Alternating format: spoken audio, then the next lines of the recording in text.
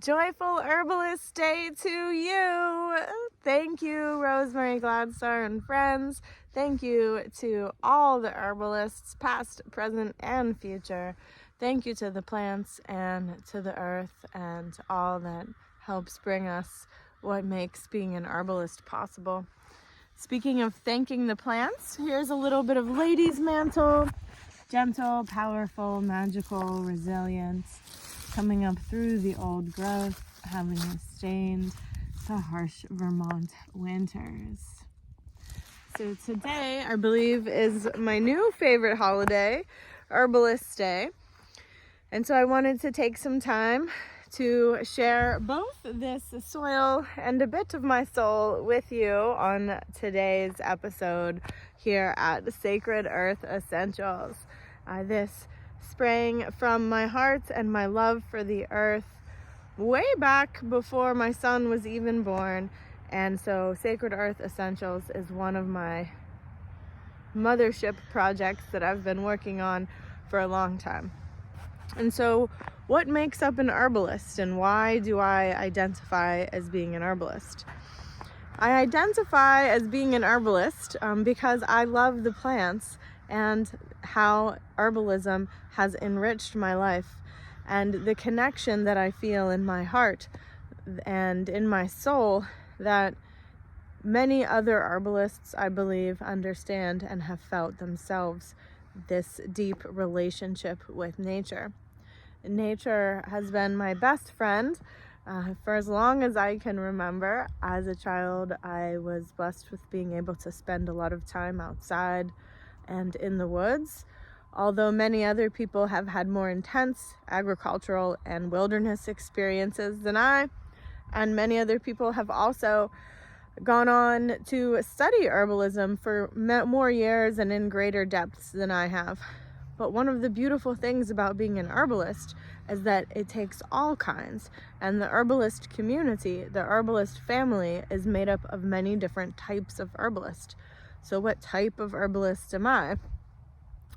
Well, that just reminded me of Rosemary's mother, Jasmine, which I wanted to also give thanks to Jasmine today and for her role in being an herbalist and the mother of the greatest herbalist, of the godmother of herbalism, Rosemary Gladstar.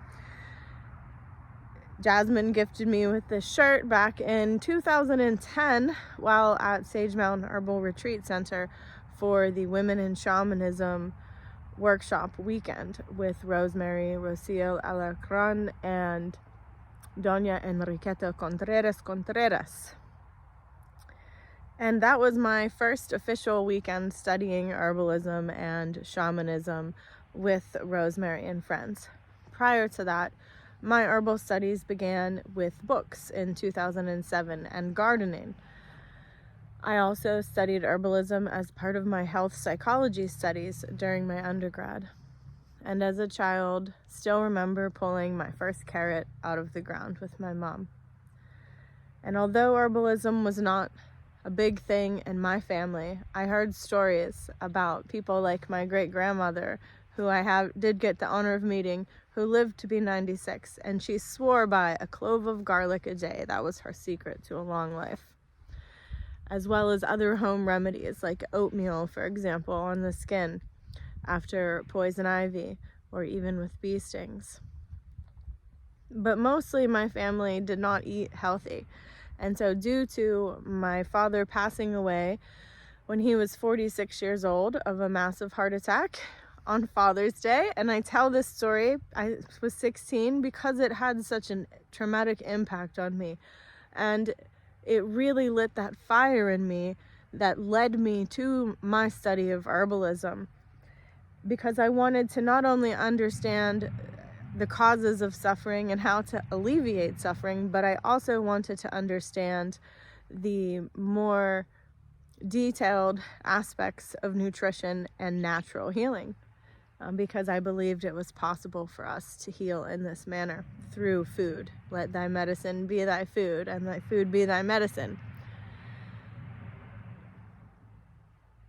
And I also began to study herbalism because, again, as a child, I really just loved playing with the plants. And I was also a huge bookworm and avid reader and read many tales and stories and books. For example, like The Girl of the Limberlost is one that comes to mind, and many fictional novels about Native American people and their medicines. And so those practices, as well as how my father and mother immersed me into nature as a child, really led me down on this path, as well as, a pull, a feeling in my heart of what was healthiest and how to learn about that and bring that back about into the world. And so that has led me down many paths, and one of them is here to Morgan, Vermont, where I manage my 10.21 acre homestead and small regenerative farm, where I practice using regenerative and organic practices, mostly no-till. I have some patches here that I have used a rototiller on, and this is part of what we're looking at working on right now. The house don't fall when the bones are good. And so I'm still standing here on this land, Nadakina, in unceded Abenaki territory in what we now call Vermont. And this morning had this lovely little illumination, this lovely little thought, a visceral feeling of that I am happy with what I have, happy with the little I have, and will do much with the little that I have. And from that place of appreciating where one is and what one has and one's own unique journey, from that authentic foundation, one can then grow a little bit better and blossom a little bit more. And so that's what we're here doing today. And I wanted to give an ode to herbalism. Whenever I moved to Vermont, I had never heard of Rosemary Gladstar before. The only herbal book I had read was The Green Pharmacy. And I tell this story a lot, but I pulled one of her books off of a shelf at a friend's house, Earth Dancer, and flipped it to the back, saw her picture, and it was the herbal healing for women, and that she lived in Vermont. And immediately in my heart, I knew that I had to study with Rosemary, and I didn't know anything else about her. I didn't know of her reputation as the godmother of herbalism or any of these things. And so during what was a tumultuous experience in my life of domestic violence and pregnancy, I applied to Sage Mountain Herbal Retreat Center to do my first herbal internship there that summer, and that furthered my relationship with Rosemary, Sage Mountain, and friends.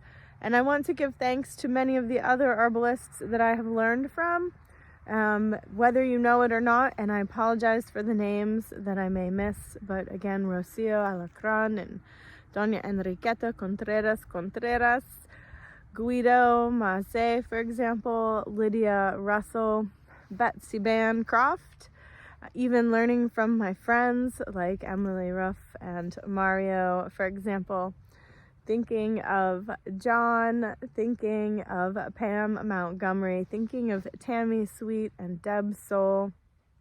And there are so many other, Iris Gage, so many other herbalists that I have. Jonathan had the honor of meeting in person and studying with, Carice, for example, again, botanic-wise, and Kimberly with learning herbs, and Dr. David Winston, and Paul Stamets, although that would be more in the mycology sector.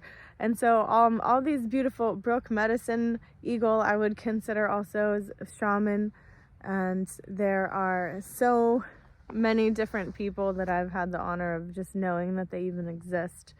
And so I am thankful for all of these strong souls. Herbalists have some of the most beautiful, biggest, strongest hearts and resilient, loving souls that I have ever met.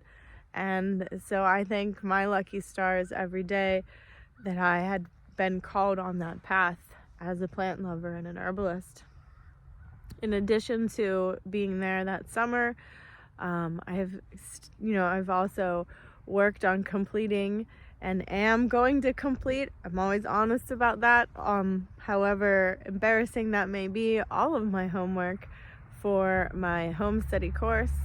I've also participated in studies with people like Tammy Sweet and her Grow program and Deb Soul, and again, probably 50 different workshops on top of the books, making products, growing plants, thousands of hours of coaching and counseling people woven in with herbal self-care, health promotions, and even gardening. So, as well as, working with kids and bringing tea to clients and people that I've worked with over the years.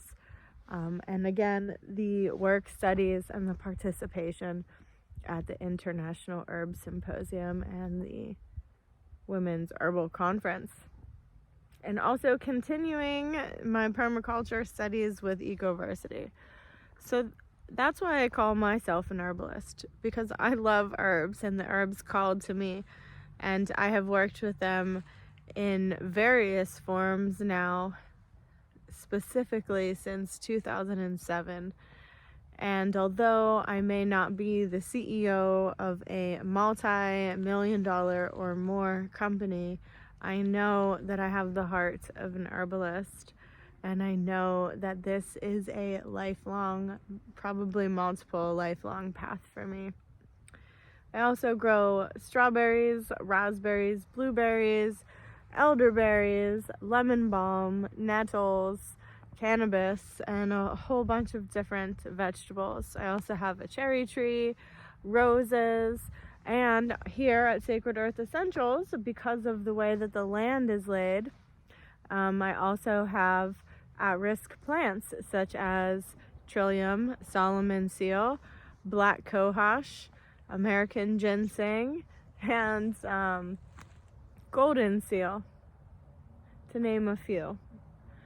And so, although this is only my small corner of the earth to care for, I am thankful, I am grateful for this responsibility and this opportunity to care for this land, to continue my herbal studies, to continue cultivating my role within a very compassionate community, and to continue to use this wisdom as an herbalist to help raise the vibration of our collective consciousness, because we all have some similar wants and needs.